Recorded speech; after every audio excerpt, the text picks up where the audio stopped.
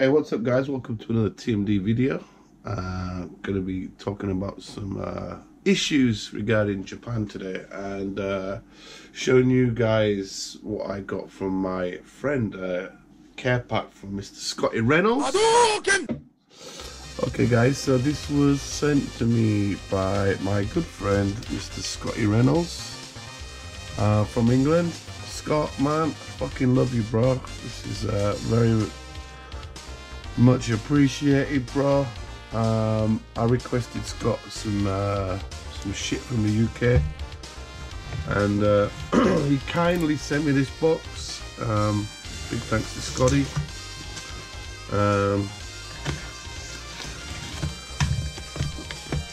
Let's see what's in here. Oh, Scott, you champion, man. Oh, nice. So yeah, just to talk about this parcel actually. So living in any foreign country outside your own, obviously you're not going to get certain things that you get back home. So in Japan it's quite difficult to get a lot of things actually. If you're an American, then right, so I'll be talking about this in a minute, bro, but Scott, you legend, you legend. So for my viewers out there, this is my Christmas care package from Scott, and these items here, if you're from England then you'll know what this is. This is Bisto gravy granules. You can't buy this over here, and basically what it is instant gravy, and a lot of people think it's shit, but I really love Bisto. And this is for chicken. Obviously Christmas is around the corner, so I'm running out, so Scott always hooks me up. He's like the gravy guy, man. He's like my gravy crack dealer. And all you do is just add water to it. But like I said, if you're in Japan, you cannot buy this shit. The gravy out here is not gravy, it's like consomme or something like that. It's horrible. This is the darker one. These are really good for pies, sausage and mash, Yorkshire puddings. This has like a more, I don't know how to say it, a more salty, a more beefy taste almost. Thanks, Scott, man. You're a fucking legend. And this is stuffing. I'm sure you guys in America probably know what this is. Yeah, again, you can't get Paxo out in Japan. Obviously, like I said, it's Christmas around the corner. And I love Paxo, man. It's like, it's just the best thing in the world, Paxo. So big thanks to you, Scotty, for that, bro. I will be enjoying my Christmas dinner this year. Hopefully I'll be inviting my friend Nate, who's also from England. I was out with him last night, and this is parcel 2 from Mr. Scotty. Let's have a look in here. So it's really nice to get things from friends or family, care packs and stuff like that. It's kind of a reminder of home and stuff like that, you know what I mean? So it's really important. Now I kind of know what's in here.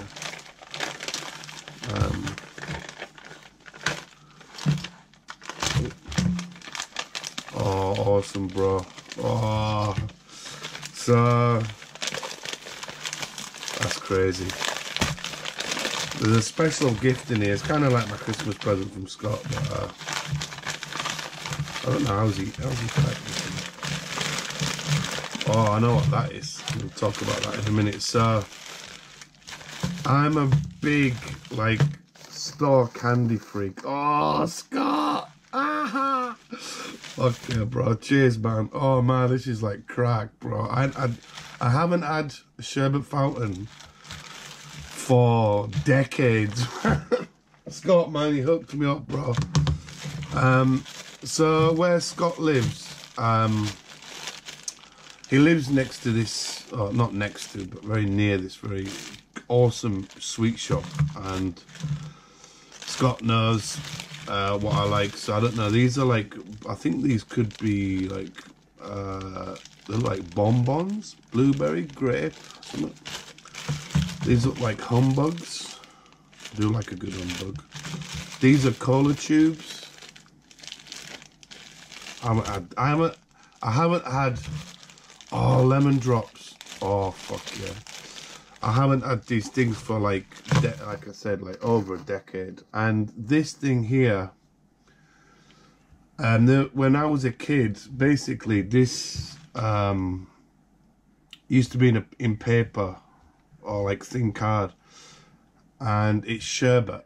And this here is licorice, and what you do is you dip the licorice into the sherbet and like lick it off the licorice, man. It's like really good shit. I will be doing a food test on these later on in another video, but Scott definitely hooked me up. And it's kind of strange that they're in plastic containers, which is very bizarre. Let me have a drink of my tea. Now this one here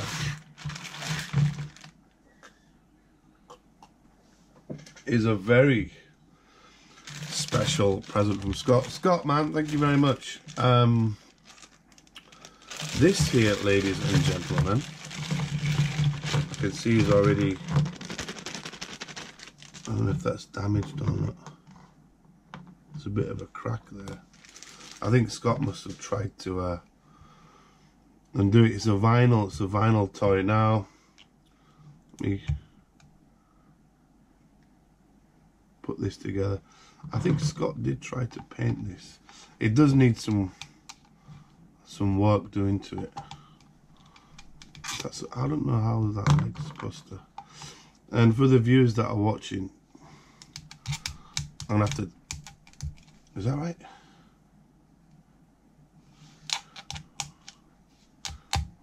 There you go. This was probably one of the first. Oh, it's so tight. I need to fix it, sort that out. I don't want to push it too hard. I'm sure that's definitely the right. Is that the right way? Yeah. This was from one of the first. Oh, it's so tight. First animes I ever watched. That's not going on. That's really tight. It's really tight. Is that right? I go on that. Oh, there you go. The wrong leg. That's still tight, man. Scott did tell me that I'm gonna need to do some work on it, so I'll have to sand that out a little bit. But anyway.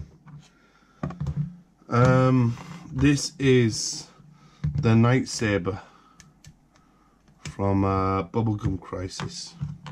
What bit's broken? Is it the shoulder bit? I should go on there like that. And then, I presume, oh, it's cracked there. I don't know how I'm gonna. I can probably use some epoxy or something there to fix that. And that should. Where does that go? I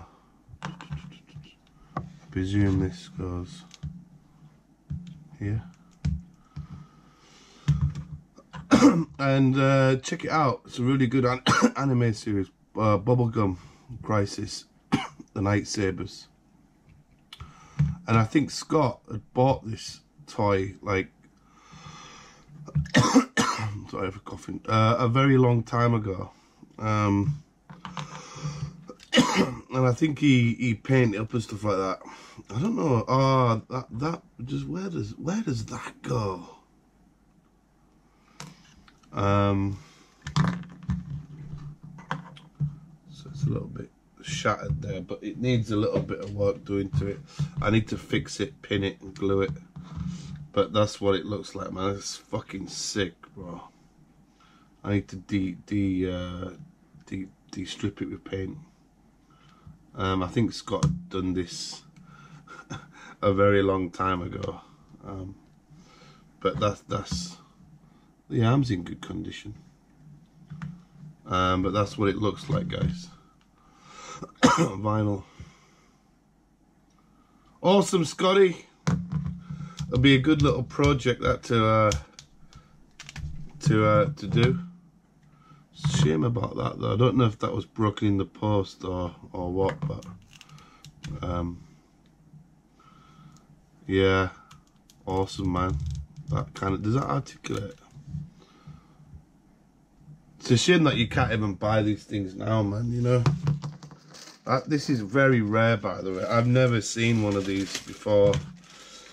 I think Scott had got this from a store in London back in the 90s, I think. And yeah, he got it and painted it up, as you've just seen. Just needs a little bit of work, but hey, Scott, man, awesome, bro. Really loving that shit, man. Quickly before we get into this topic, we got the camera up a little bit. We got the new Star Wars kit, the 1/6 Shadow Trooper, today as well. I got this in stock at the moment, so I'll be checking that out later on, I think. I did the helmet check and it is the same size as the 1/6 Stormtrooper, which is over there.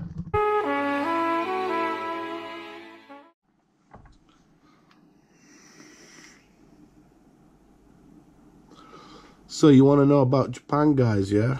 So basically, I've made these new videos purely to talk about Japan, and obviously, as you guys know, my channel is obviously dedicated towards modeling, toys, and everything else. And I didn't really want to, as I mentioned before, get into the whole living in Japan kind of topic, but like some things like that concern me, obviously I live here, comes to fruition, and a lot of people, of my friends and stuff like that, really, you guys probably don't get any news or anything like what goes down in Japan. It's quite closed information, but I found a good article on, I believe it's the BBC website. Yeah, this was shared by the General Union out in Osaka, and this is written by a guy called Brian Lufkin. Big shout out to you, Brian. And this is talking about Japanese kind of like what's going on right now.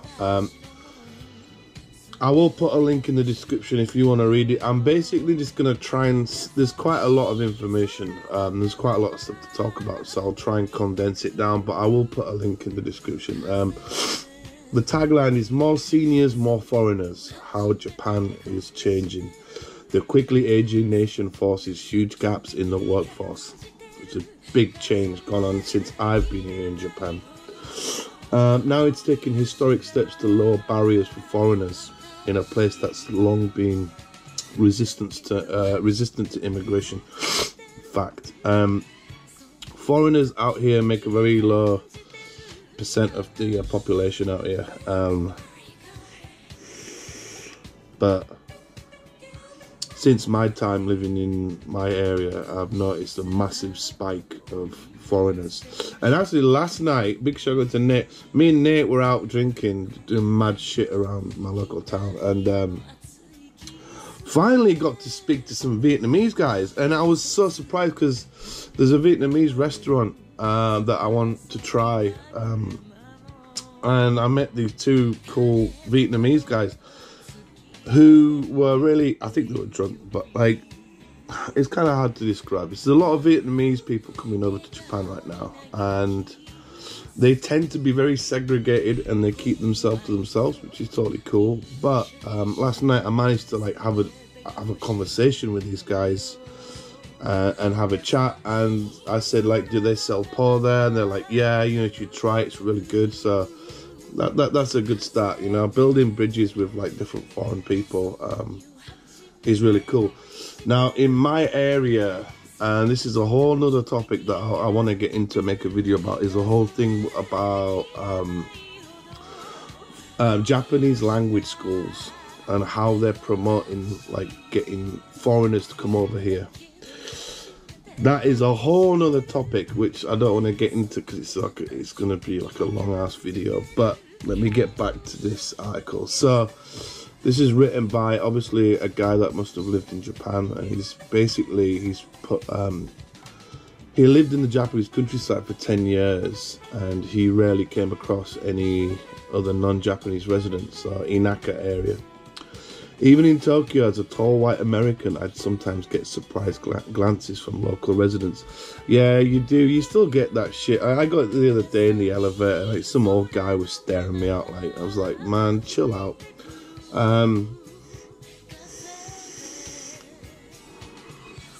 It's kind of weird, man, in Japan. It's like, you know, getting stared at a lot.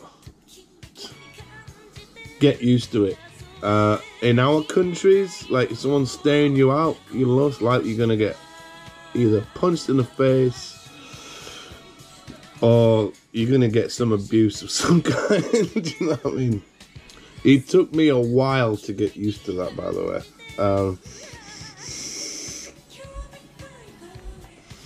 But it's just something that you get used to while you're living here. The tourists don't really get it, but like people that live in local areas, like me here. All my neighbours are cool, by the way. Like one woman's trying to get me to set up an English school, so do you know what I mean? That's pretty dope. Anyway, Brian's but when I visited last month, I was struck by how much had changed. Yeah, hotels, shopping centres, and cafes seem to have at least one immigrant working there. Some of the young people staffing reception desks and video game arcades wore badges with non-Japanese names, i.e. maybe in katakana, or strange like kanji or strange hiragana. So I've been here 10 years, and just in the last, I would say, 5 years, in my area, because there's so many convenience stores, like nearly, I would say, yeah, 99% of them are run by foreigners or have foreign staff in there, which is like, I noticed one store had a foreign, I was like, oh man, and then another store, and then another store, and like all of these stores. And this is like kind of going back to the whole Japanese language school thing, which I'll break down quickly. Basically what it is, and these foreign students come over here to learn Japanese, and they use like a kind of a loophole. They're only allowed to work a certain amount of hours because they're students, and what they do is they work in convenience stores. Some of these convenience stores kind of break the rules and let them work over the 16 hours. 16 hours at 800 yen, 1,000 yen an hour is not a lot of fucking money. So I can see why kind of the maximum hourly hour system is broken. But get used to it, people. When you come and visit Japan, you don't be shocked by seeing like some Indian guy in Lawson's or something, because like that's what's happening right now. It's been a massive shift. He's put at one pub restaurant in Kanazawa, a mid-sized city north of Tokyo. I saw a young Caucasian assistant behind the counter assisting the sushi chef. Sometimes you see foreigners working in ramen restaurants. It's pretty mad. At another restaurant, we were served by a non-Japanese waiter from an Asian nation and ended up communicating in English. Hey, fucking great, you know. At least now foreigners can maybe order shit in English and not be intimidated by menus and Japanese master owners, you know, like the chefs that own it. In short, Japan is quote-unquote internationalizing. Hell yeah, it is. And this process is on the cusp of rapid acceleration. Yeah, like in my town, now we have a Vietnamese town. We have a Vietnamese supermarket. There's 3 Nepali supermarkets. There are restaurants popping up here and there. It's mad, man. It's mad. It's a good thing, though, you know. The driver force is the demographic change. Japan's population is aging rapidly and shrinking. Adding other factors including never before seen levels of foreign tourism, plus massive preparations for the Tokyo Games. And the result is a nation that desperately needs more workers to fill jobs. So, in Japan, a lot of blue-collar work, yeah. Because of how the schools are set up, how the society is set up, basically, parents with teenage kids who are in their, like, 18 who have finished high school, they're pressured to do well at school to get into high class like companies that they can have longevity, they can work for life. They sacrifice their life for that company. So you tend to find a lot of people going to work for companies and offices. What happens to other work? Mechanics, nurses, factory, food factory shit. You know what's coming. They don't have any staff. Like, they need to employ foreign staff. It's like America with the Mexicans and the South Americans that, you know, made America what it is. Anyway, Japan has been aware of a looming demographic crunch for... Wait a minute. I'm going to expand because my eyes are not that good, guys. For decades, because successive governments have been reluctant to take major steps. The problem has become more urgent. So basically, there's not enough people to work in these lower paid jobs kind of thing.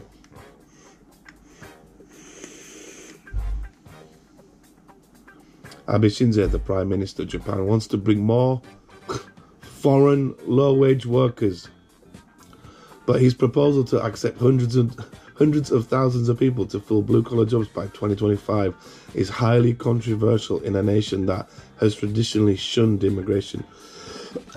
What that means is basically Japan didn't want foreigners here for a long time, and they still kind of don't to a certain degree. They don't want it to become too multiculturalized and you know, different religions. I don't want to get into this shit, but like, look what's going on in Europe. Sadly, the shift is going to happen in Japan. And I foresee this happening, as this article talks about, you know. On Saturday, Japan's parliament accepted that proposal in a continuous and unprecedented move to let in more immigrant workers than ever before. 300,000 throughout the next 5 years, starting in April. The new bill comes at a time of historic change in Japan, and how everything shakes out could shape the country for generations. For you guys that are watching out here, for all my YouTube guys, for all anybody that's watching, now is a good fucking time to get your ass to Japan, because hey, you know, you don't need a degree anymore, probably, depends on how much money and funds you've got in the bank, but you could maybe come to Japan and live here and work in a factory, and you don't really need, you know, that high skill set of Japanese maybe to work in a factory. You know, all you do for 12 hours, you know, who are you gonna fucking speak to, man?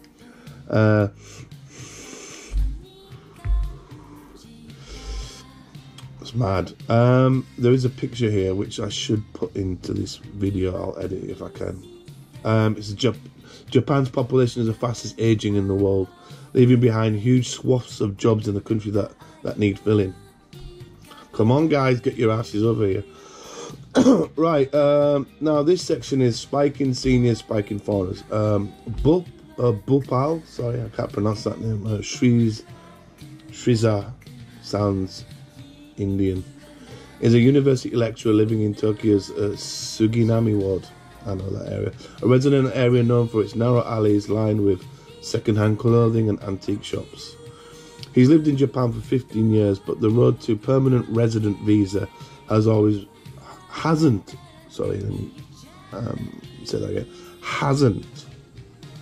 always been a smooth one. Now, I can tell you about my situation is that basically when you come to Japan, you either get a 1 year, a 3 year, or a 5 year visa. Some people that just come here for the first time, they apply for it, they get fucking 5 years or 3 years. Me, I applied for 7 years, getting 1 year visas at a time, and it is fucking annoying. And I wish that I was more into YouTube through those 7 years so I could film at the immigration center where you have to apply for your visa. It's a pain in the ass. So now they seem to be handing out visas left, right, and center, man. But like this next year, I qualified to get the permanent resident visa. All that means is basically that once you get it, you don't have to reapply. You don't lose your passport. You can get credit cards. You can get credit.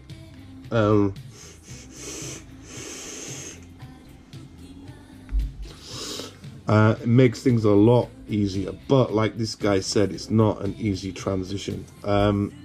He says he's experienced discrimination on basic things such as searching for rooms for residences or businesses, opening bank accounts, applying for credit cards. He also says it's hard for immigrants themselves to have much say in the government policy that affects them. Yeah, so basically if you ever come to Japan, even though you pay taxes or even though you've got a PR visa, you have no say on what goes on in your local ward, the government, all that good stuff. Not saying that I really want to get involved with politics because I've never voted in my life, nor do I want to vote.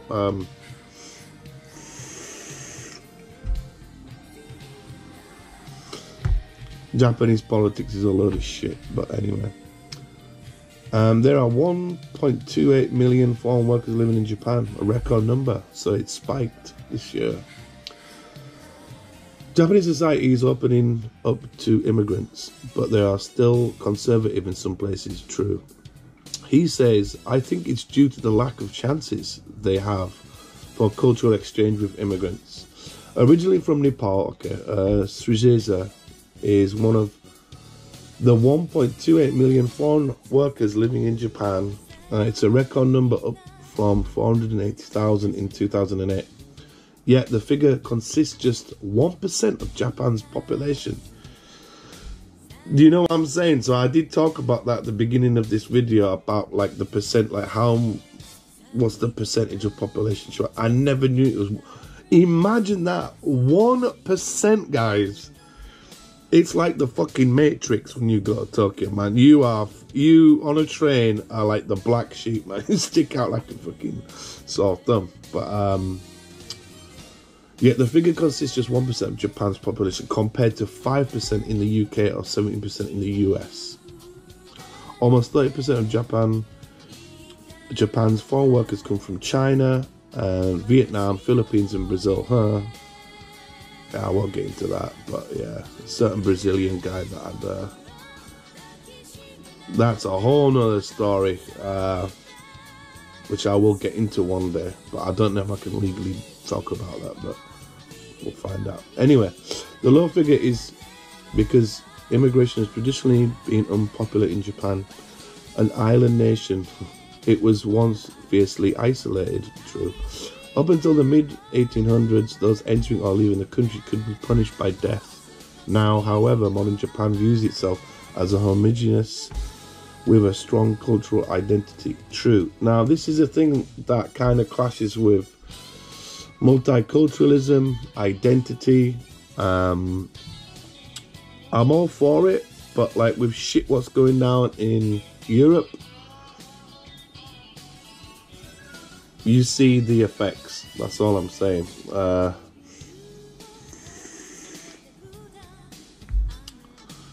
It's not easy. Historically, domestic anxieties toward immigration stem from perceived job losses, cultural disruption, and fears of spiking crime rates. Oh, fucking hell. in what is famously a low crime nation.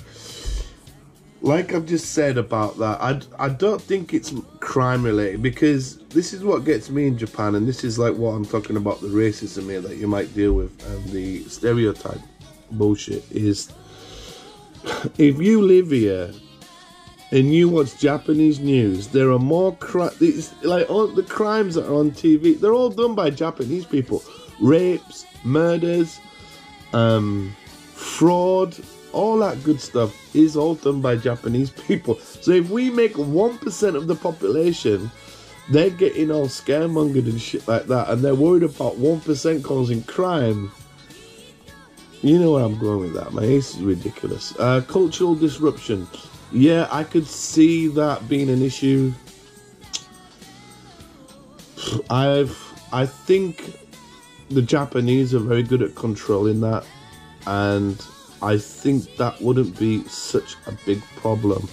Oh god, and I was like, I'm biting my tongue with this because I'm from England, and you know what's going on in England, and I don't want to get onto this topic in case I get like 1 million thumbs down for the video, but certain countries out there have lost identity, right? It's not how you perceive it, you know, when you visit there, because of certain things. Going back to the comments, the report, but the big problem is this: the number of native Japanese is going down. Oh shit. The population contracted by nearly 1 million people between 2010 and 2015 alone. Last year it fell from another 227,000. In parallel, the number of residents over 65 hit a record of 27%, a number that will rise to 40 in 2050. Now, this is where it comes to like pension shit in Japan. I pay a pension. I'm married. I have a house. I have 2 kids. I'm not going to be leaving Japan by the looks of it. The problem with the pension crisis in Japan is that because Japanese people live so long, we are paying for their like pension. So that generation is kind of an issue in Japan. In May, the job availability ratio hit the highest it's been in 44 years. 160 jobs for every 100 workers. That means there are now lots of available jobs that older Japanese can't do and that younger Japanese don't want to do. Very true, like cleaning toilets and JR, all that shit. The population contracted by nearly 1 million people between 2010 and 2015 alone. Yeah. Very dire is how Shihoko Goto, senior associate at the Woodrow Wilson Center, a US think tank, describes the situation. But she says in the past, immigration has really not been seen as part of a broader solution to some of the issues Japan is facing. While some businesses and politicians back Abe's plans, others are lining up to question how it could change Japanese society. Desperately seeking workers, not many Japanese have actual experience of working and living together with foreigners. Very true, says Masahito Nakai, an immigration lawyer in Tokyo. But he says people are starting to understand that something must be done. They are realizing the country cannot stand without their help. Very true. The most urgent need is in sectors like construction, agriculture and shipbuilding. In all parts of the country, the hospitality and retail industries are also increasingly require English and other language skills as tourism continues to boom. I must say Japan has got more busy, more popular since I've been here. Things are changing. Things are like now in English, menus, signs, foreign staff working at fucking 7-Eleven, shit like that. So it's a good time to come to Japan. Don't be intimidated by, you know, the language or shit like that, you know. Good time to come. Nursing and home care workers are also urgently needed to care for the growing cohort of retirees people. According to a November report, more than 345,000 foreign workers are expected to come to Japan to fill roles across those sectors in the next 5 years. The next 5 years, Abe's proposals is for that. I don't think that's a realistic thing, to be fair. 5 years is not a lot of time.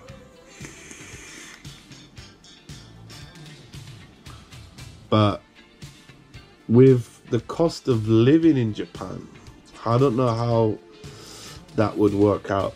So you have to think about the wages and shit like that, you know, for you to come over here and live a decent life. Anyway, today Japan has got around the issue of importing foreign workers by a temporary, quote-unquote, technical intern training program. This allows young labourers or students to work in low-wage roles for 3 to 5 years before going home. There is a picture here of the Tokyo 2020 stadium being built. Again, foreign workers probably working on that. But the program has been criticised for exploiting workers in areas ranging from medium pay to bad working conditions. Last year, it emerged that a 24-year-old Vietnamese man on the program ended up handling radioactive nuclear waste as part of the Fukushima cleanup. Yeah, I know about this story. It's been criticised in the press for years, with some outlets dubbing it servitude in disguise. I agree. Now, Abe-san, the president, wants to allow low-skilled workers to stay 5 years. That means they get a renewable visa for 5 years. Who would be allowed to bring their families. He wants a new visa scheme to launch in April. Why the fuck didn't that happen to me? I'm a friggin' English teacher. I work for the government. But yeah, I still get fucking one fucking year visas. See, that shit fucking drives my fucking blood boiling, man. Deep breath. Abe resists calling these workers immigrants, or when I was here, they called us aliens. Nanu, fucking Mark and Mindy shit, man.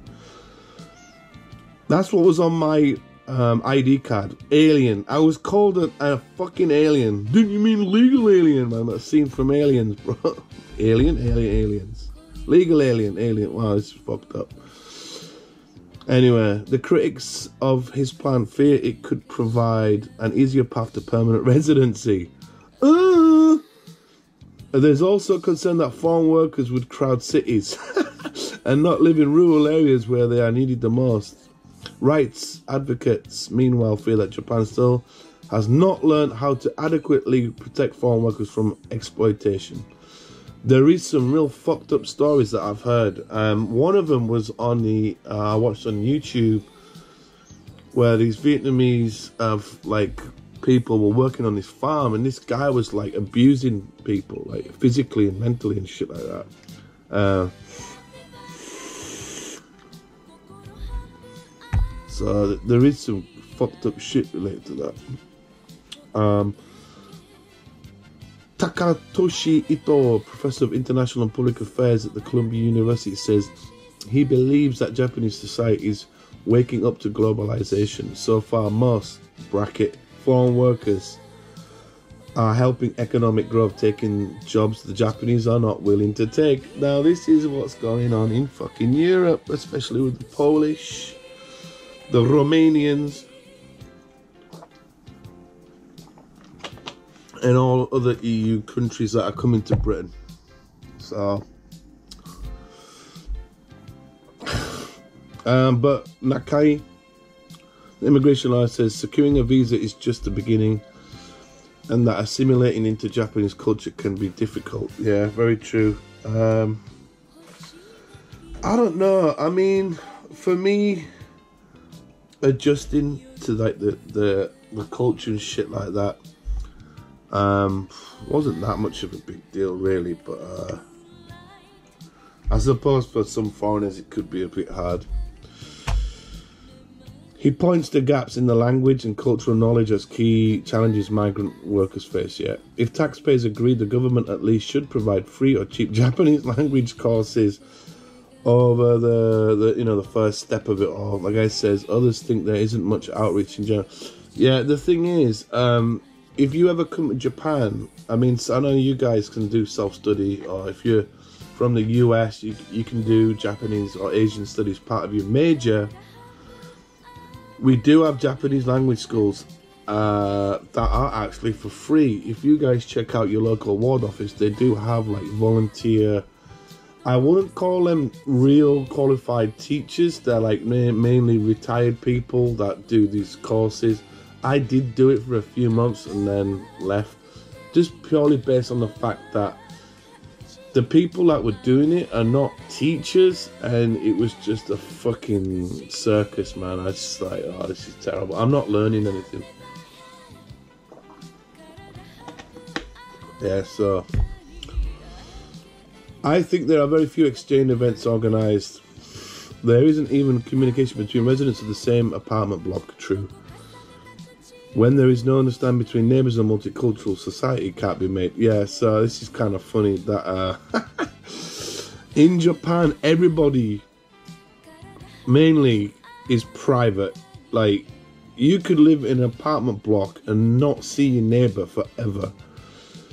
You might not even say hello. There's no, people are very like in their own world. Everybody's like in a rush. Everybody's going to work. Everybody's busy.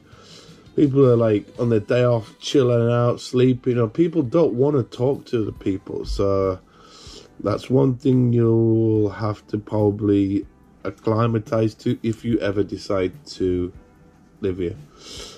Next, God, this is a long video, guys. I hope I'm not boring the shit out of you. But anyway, culture clash. Chikako Usui, a socialist at the University of Missouri in St. Louis, says a variety of factors, from Japan's isolationist history to its self-perceived homogeneity, gives immigrants a rough go. She highlights the litany of unspoken rules and sometimes social cues that frame Japanese society, that tire even native Japanese and contribute to their unease towards outsiders. Yeah. Let me get back to that. The thinking is, she says, how could foreigners possibly understand everything from proper recycling etiquette to knowing... recycling etiquette, right? To knowing to keep quiet on public transport and anticipating what strangers are thinking. Right. Now, this is, again, a whole nother fucking video. And this is something about, like, acclimatizing to Japan. Is... singular plural, are rules, right? There's fucking rules for everything, which I will make a video about at some point. But they have so many freaking rules. It's almost like living in the Taliban country or some shit. Like, they have rules for everything. It's like so many rules, and you know, some rules I get, which are basically common sense, but rules are more magnified over here. Like, talking on the train, playing fucking... My wife gets crazy when I play music in my house. My house, which is, like, detached. You can't make fucking noise. It's not like in England where you can pump your fucking stereo up at fucking 9 PM. Everyone's like... You can hear a pin drop, man. Recycling, you know, you can't just throw shit in the bin. Everything needs to be separate. I get it. I do get it. But some of the rules that they have, especially in the workplace, can be, you know, you're scratching your fucking head at it. You know, it does drive you mad. But once you, again, get used to it, good. And you see why the Japanese are like that. Usually points to this Japanese concept of kuki wo yomu, or reading the air, that makes Japan go around and evolves near telepathic understanding of the unspoken social minutiae of daily life. Japanese people really don't think this is possible for foreigners. In fact, even I could not always do in Japan. Okay, to give you an example of that, and this is something that I get kind of pissed about sometimes, is using chopsticks, saying basic Japanese words, removing plastic from a plastic bottle, Like they, from a Japanese mindset, how they think that we are incapable of doing shit like this. And it gets really irritating and it does piss you off. I get a lot of comments like, oh, Darren-san, you can use chopsticks a lot. And that's one thing that you'll have to get used to. But they don't realize that we have chopsticks in other countries. We have Chinese takeaways. But that's a whole nother video. That's a whole nother video, guys. Anyway, Goto of the Woodrow Wilson Center says there is a stringent code for what it means to be Japanese. It's not simply about citizenship. It's about race, language, body language, yeah, how you conduct yourself and how to speak to people, yeah. All of these subtle things that non-Japanese would not get. Wrong. Once you live here for a certain amount of time, 5-10 years, you start to understand and you start to respect the rules and everything what they do. That is bullshit, by the way, that comment. But there is increasingly a more open perspective, she adds. I think Japanese have more opportunities to be with people who are not like them in a way that was not conceivable even 10 years ago. As society ages and as the Olympics approach, the pressure is intensifying on Japan to figure out how to bring in desperately needed labour from overseas. Those moving to Japan need to know what they're getting into, says Shiza, the Nippoga. He enjoys living in Japan, but says it's a place where, quote, hard work is worshipped and rules are followed. Like I just said, guys, it is better to come with some knowledge of Japanese culture and rules of daily life, he says. Yeah, I'm going to get into this quickly. Right, so when I worked at a school in Ueno, some bitch, it was one of these, hey man, I'm moving to Japan, motherfucker. You know, I know everything about Japan. I speak Japanese. I'm doing my JLP level 1, motherfucker. You know, just to know it all. I was like, all right. So I met this chick. And I looked at her and just thought, you ain't going to be here for fucking 2 seconds. It's just ridiculous. So what it was one of these jet teachers that was employed at my school, and she basically had no knowledge of teaching. She couldn't teach. I tried to help her. She just threw it back in my face. She talked shit about me. She technically got me fired from my job. She did nothing apart from learn Japanese when she should have been helping me with the English lessons and planning. And the school was like, she thought like she was like some princess. And I was like, fuck this shit, man. This is bullshit. So, when she first came, my senpai, which is my leader, my sub-boss, had taken her to her apartment.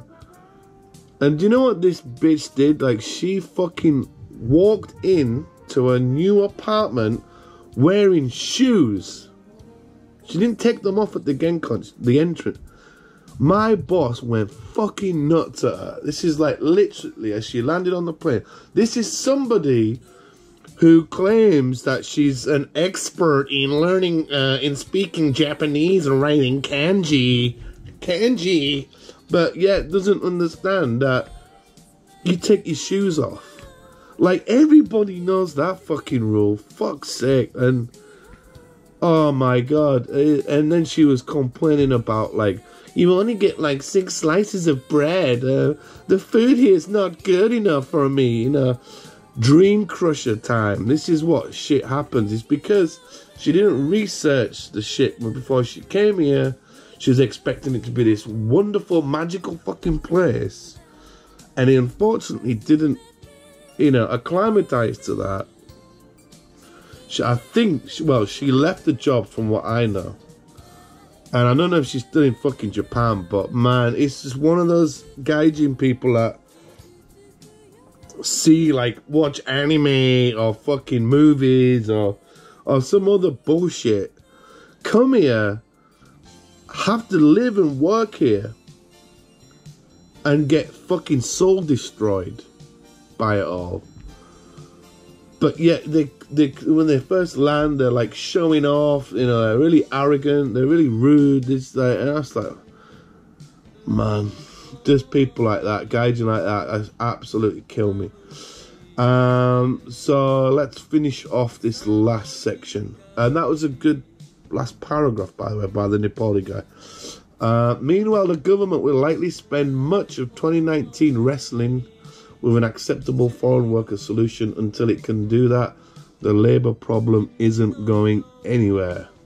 Check this guy out, Brian, BRYAN_LUFKIN. He's on Twitter. Awesome report. Like I said, I enjoy making these new format videos about Japan. I want to increase subscribers, and I want to talk about the real shit, what happens over here. But like I said, right now it's a really good time to come. The Olympic Games is coming. You know, there's more opportunities for foreigners to come over here. You guys that are watching my videos on YouTube, and I want you guys to experience Japan.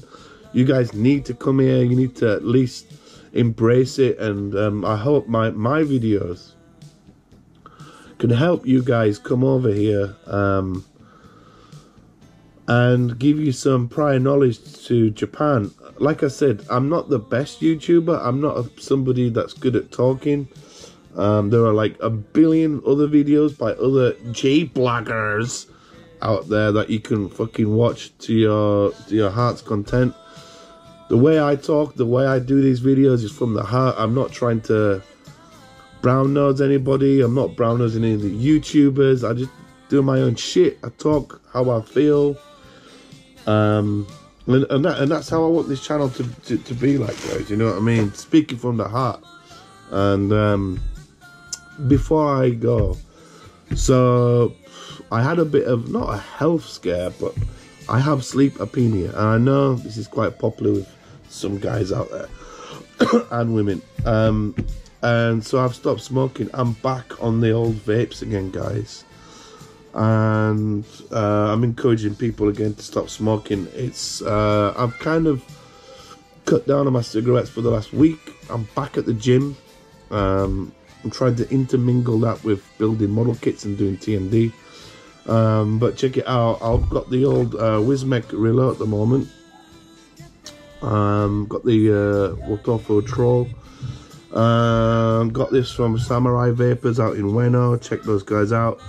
And tonight I will be doing a video about vaping in Japan. I'm off to a vape convention tonight, so I'll be getting some cool stuff from that and talk about vaping in Japan.